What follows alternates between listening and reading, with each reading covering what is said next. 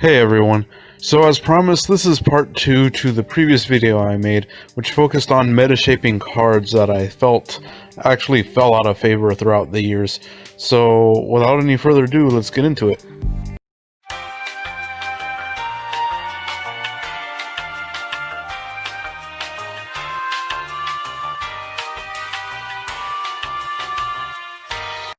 So this is another huge card back in the day, and that card is Neo-Spacian Grand Mole.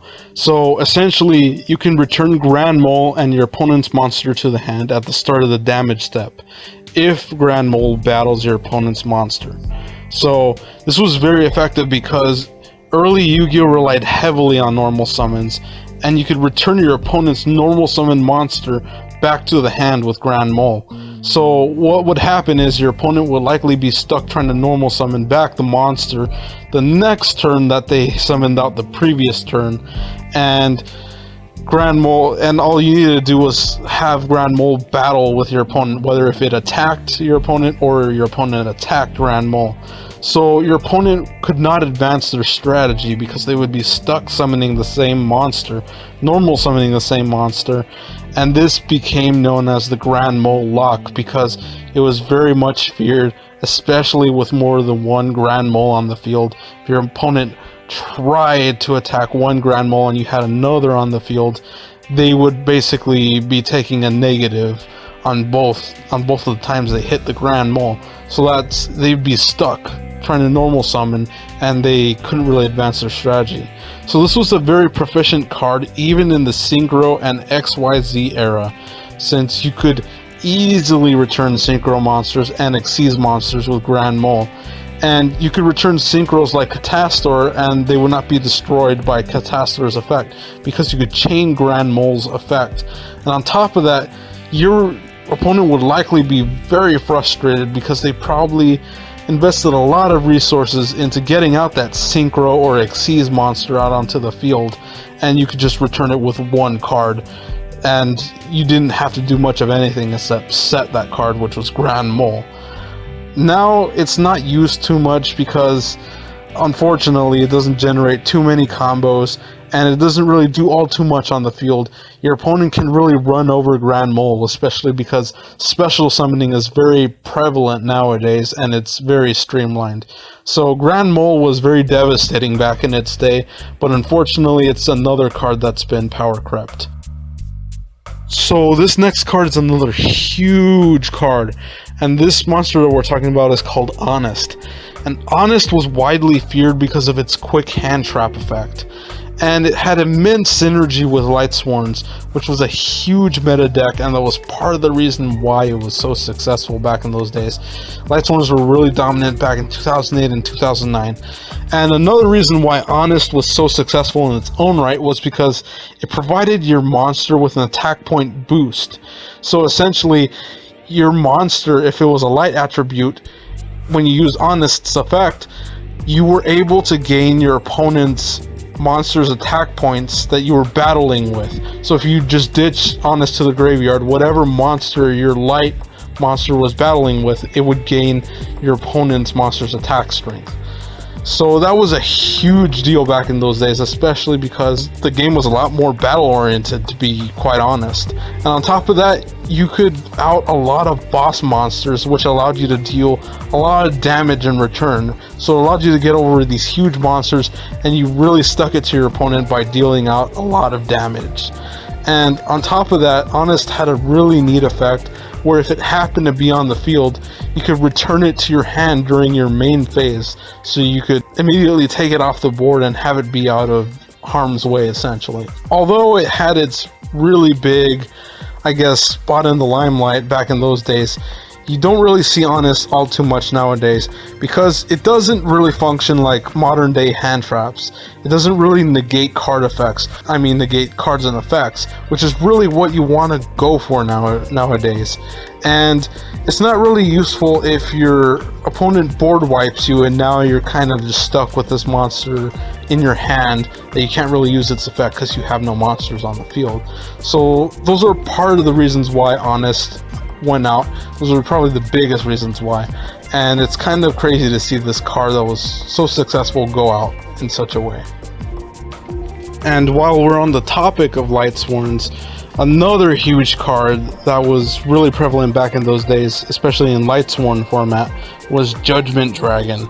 And this found great success since it had synergy with Lightsworns, and it was very menacing since it was easy to special summon by having 4 or more Lightsworns with different names in your graveyard, especially because Lightsworns easily dump themselves into the grave.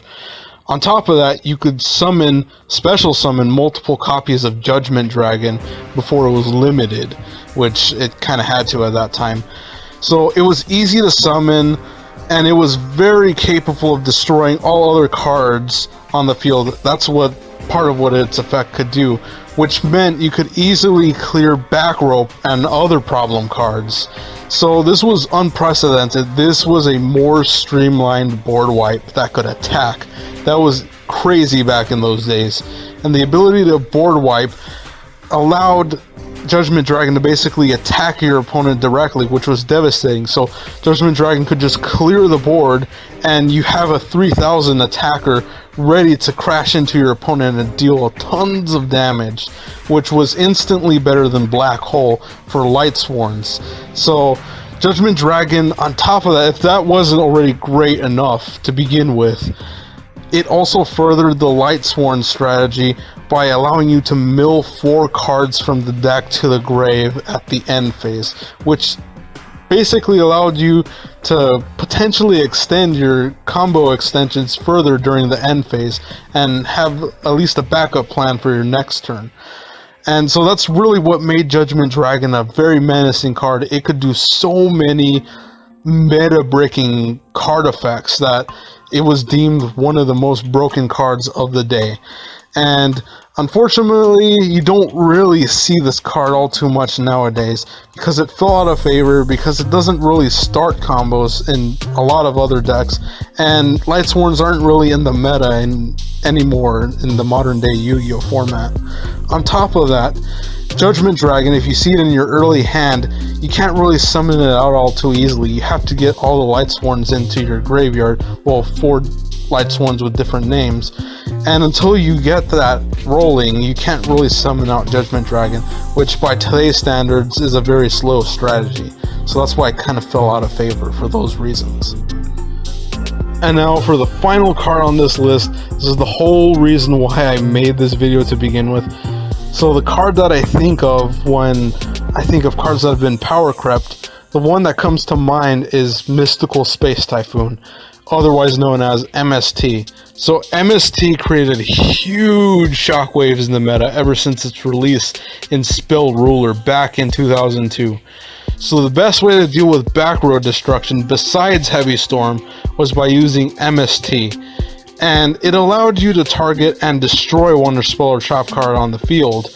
And on top of that, it was a quick play effect that allowed you to interrupt your opponent because it was a quick play, and you could use it during your opponent's turn.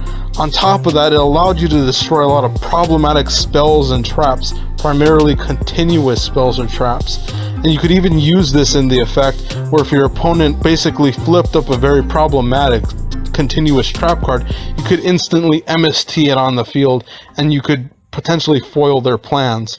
So it became a staple 3-of copy card for every deck, essentially. Every deck was using this at 3 copies for the longest time, and it was reprinted so many times because of its high demand, and despite all of its reprints, it still managed to be very, well, not very pricey, but it did maintain a good amount of price onto it, despite all the reprints. So unfortunately, MST isn't really in the meta anymore. Although it had its heyday, it's mainly been replaced with Twin Twisters, which allows you to destroy 2 spells and traps.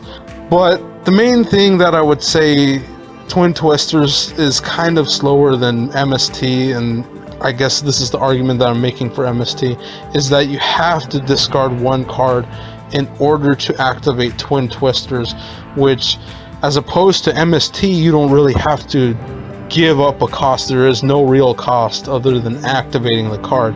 You don't have to discard anything.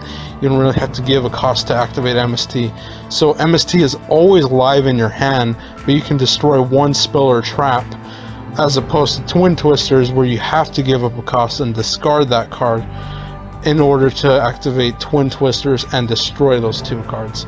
So that's kind of the difference between those two cards.